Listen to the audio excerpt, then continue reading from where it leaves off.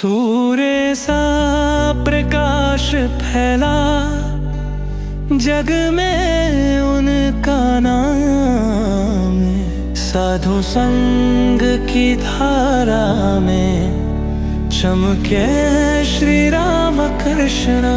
श्री रामकृष्ण वचनामृत episode number 24 क्रमशः पहले हृदय मंदिर में उनकी प्रतिष्ठा करो। वक्तृता, लेक्चर आदि जो चाहे तो उसके बाद करना। खाली ब्रह्म ब्रह्म कहने से क्या होगा? यदि विवेक वैराग्य न रहा, वह तो नाहक शंख फूकना हुआ। किसी गांव में पद्मलोचन नाम का एक लड़का था। लोग उसे पद्वा कहकर पुकारते थे। उसी गांव में एक जीर्ण मंदिर था। अंदर देवता का कोई विग्रह न था। मंदिर की दीवारों पर पीपल और अन्य प्रकार के पेड़ पौधे उगाए थे। मंदिर के भीतर चमगिद्दड़ अड्डा जमाए हुए थे। फर्श पर गर्द और चमगिद्दड़ों की विष्ठा पड़ी रहती थी। मंदिर में लोगों का समागम नहीं होता था। एक दिन संध्या के थोड़ी देर बाद गांव वालों ने शंख की आवाज़ सुनी। मंदिर की तरफ से भो भो शंख बज रहा है। गांव वालों ने सोचा कि किसी ने देवता प्रतिष्ठा की होगी और संध्या के बाद आरती हो रही है। लड़के, बूढ़े, औरत, मर्द सब दौड़ते हुए मंदिर के सामने हाजिर हुए। देवता के दर्शन करेंगे और आरती देखेंगे। उनमें से एक ने मंदिर का दरवाज़ा धीरे से खोलकर देखा कि पद्मलोचन एक बगल में खड़ा होकर भो भो शंख बजा रहा है। देवता की प्रतिष्ठा नहीं हुई। मंदिर में झाड़ू तक नहीं लगाया गया।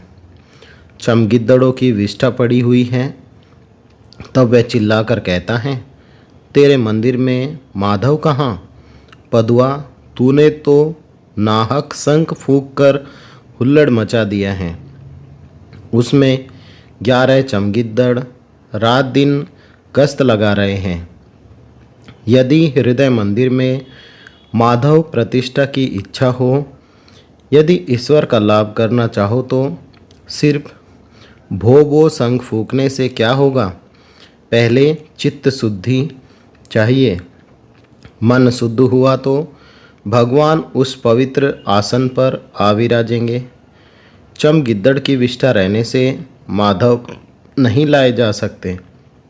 11 चमगिद्दड़ का अर्थ है 11 इंद्रियाँ। 5 ज्ञान की इंद्रियाँ, 5 कर्म की इंद्रियाँ और मन। पहले माधव प्रतिष्ठा, बाद में इच्छा हो तो वक्तृता, लेक्चर आदि देना।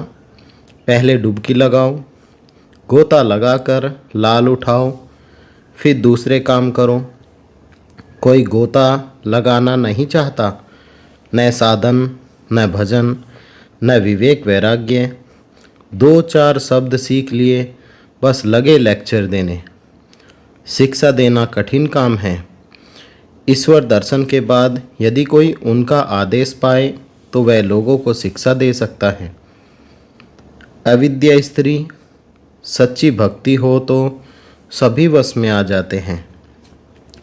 बातें करते हुए श्री रामकृष्ण उत्तर पूर्व वाले बरामदे के पश्चिम भाग में आ खड़े हुए। मणि पास खड़े हैं। श्री रामकृष्ण बारंबार कह रहे हैं, बिना विवेक वैराग्य के भगवान नहीं मिलेंगे। मणि विवाह कर चुके हैं, इसलिए व्याकुल होकर सोच रहे हैं कि क्या उपाय होगा। उनकी उम्र 28 वर्ष की है। कॉलेज में पढ़कर उन्होंने कुछ अंग्रेजी शिक्षा पाई है। वे सोच रहे हैं, क्या विवेक वैराग्य का अर्थ कामनी कांचन का त्याग है? मणि श्री रामकृष्ण से, यदि स्त्री कहे कि आप मेरी देखभाल नहीं करते हैं, मैं आत्महत्या करूंगी, तो कैसा होगा? श्री रामकृष्ण गंभीर स्वर से, ऐसी स्त्री को त्यागना चाहिए जो ईश्वर की राह में विघ्न डालती हो, चाहे वह आत्महत्या करे चाहे और कुछ। जो स्त्री ईश्वर की राह में विघ्न डालती हैं वह अविद्या स्त्री हैं। गहरी चिंता में डूबे हुए मणि दीवार से टेक टेक कर एक तरफ खड़े रहे। नरेंद्र आदि भक्त भी थोड़ी देर निर्वाक हो रहे हैं। श्री रामकृष्ण उनसे जरा बातचीत कर रहे हैं। एकाएक मणि के पास आकर एकांत में मृदु स्वर से कहते हैं, परंतु जिसकी ईश्वर पर सच्ची भक्ति है उसके वश में सभी आ जाते हैं, राजा, बुरे आदमी, स्त्री, सब। यदि किसी की भक्ति सच्ची हो तो स्त्री भी क्रम से ईश्वर की राह पर जा सकती है। आप अच्छे हुए तो ईश्वर की इच्छा से वह भी अच्छी हो सकती है। मणि की चिंताग्नि पर पानी बरसा। वे अब तक सोच रहे थे, स्त्री आत्महत्या कर ले तो करने दो, मैं क्या कर सकता हूँ। मणि श्री रामकृष्ण से, संसार में बड़ा डर रहता है। श्री रामकृष्ण मणि और नरेंद्र से, इसी से तो चैतन्य देव ने कहा था, सुनो भाई नित्यानंद, संसारी जीवों के लिए कोई उपाय नहीं। मणि से एकांत में, यदि ईश्वर पर शुद्ध भक्ति न हुई तो कोई उपाय नहीं। यदि कोई ईश्वर का लाभ करके संसार में रहे तो उसे कुछ डर नहीं।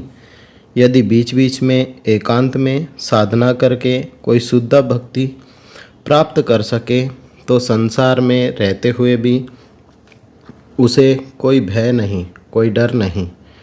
चैतन्य देव के संसारी भक्त भी थे। वे तो कहने भर के लिए संसारी थे। वे अनासक्त होकर रहते थे।